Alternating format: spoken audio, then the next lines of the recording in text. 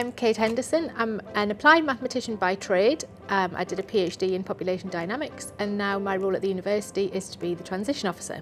So a transition officer in the School of Maths, Stats and Physics is somebody who has responsibility alongside other things in their job for looking after stage 1 students. So alongside things like outreach and teaching, I spend a large portion of my time when I'm in university catching up with stage 1 students and looking after them, whether that's from a pastoral perspective or an academic perspective. And there's lots of aspects to that role, whether that's chasing students up if we're concerned about them, or whether that's doing little competitions or games or raffles and things like that, little fun things.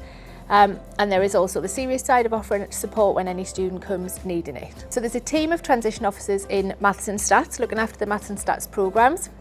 That's me, and I look after generally the pastoral and the kind of tracking side of the students. And then there's also Stuart Hall and Michael White, and they look after the academic support. So they provide a drop-in service, either online or in person, where you can come and ask about any aspect of stage 1 material. So if you find something difficult, or you've got an assignment you just need a little bit of a pointer on, then there are opportunities to come and see Stuart and Michael about that. So we work as part of a team and we coordinate all of our activities so that there's different aspects of your care looked after by different ones of us in Maths and Stats. So being a transition officer is hugely important to me, and I certainly think it's a really important aspect of the school. And that's because the move from A-level to degree is quite difficult. It's an increase in the difficulty of the material you're studying, but at the same time, for a lot of students joining the university, it's the first time you've been away from home. Each week, we will send out a weekly announcement on our Canvas, our virtual learning environment, which will detail everything that's coming up in the following week. So on a Sunday, you get that announcement and it kind of keeps you on track for that following week. Anything that's important that week, anything unusual will all be detailed in that announcement.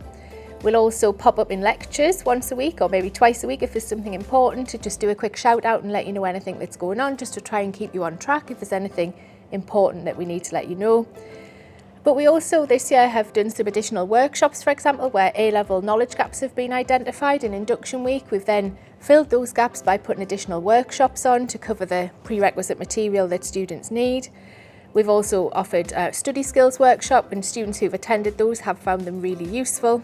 And then we also have our weekly contact hours. So I have 2 hours a week where I sit in my office and I'm ready to just chat with any students that need any help. When you confirm that you are coming to the university and you take up your place, you'll be put in contact with a peer mentor. And that's a student from either stage 2, 3 or 4 in a similar degree to what you'll be studying. And they're very familiar with the types of concerns and worries that you might have, and there'll be an email contact from when you accept your place, and then you'll meet them when you come in induction week. They'll be one of the first people that you meet when you get here, and you can form that bond and use them as a bit of sort of peer support moving forward. You'll also have a personal tutor. It's a little bit like a form tutor in school, so they'll follow you through your journey as you move through the years of your degree, and then in the end they'll write your reference, but they'll be there to help you with any sort of academic judgments you need to make about module choices and so on, and they'll also be there to signpost you to any other relevant support you might need.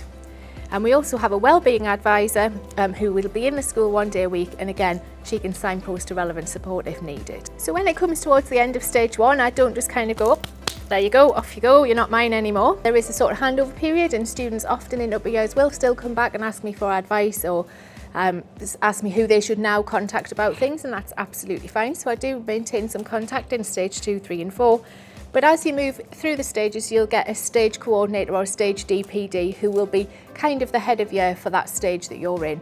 And they will take you through anything which is specific to that stage. So things like module choices, or if there's anything you need to do regarding degree programme types or changing things, anything like that will be dealt with by the stage DPD. So when you're thinking about coming to university to study maths, the thing that I would suggest is the most important, first of all, is to come ready to learn, to come fresh, to come ready and sort of in that mindset that you're just going to take the bull by the horns and learn whatever we put in front of you.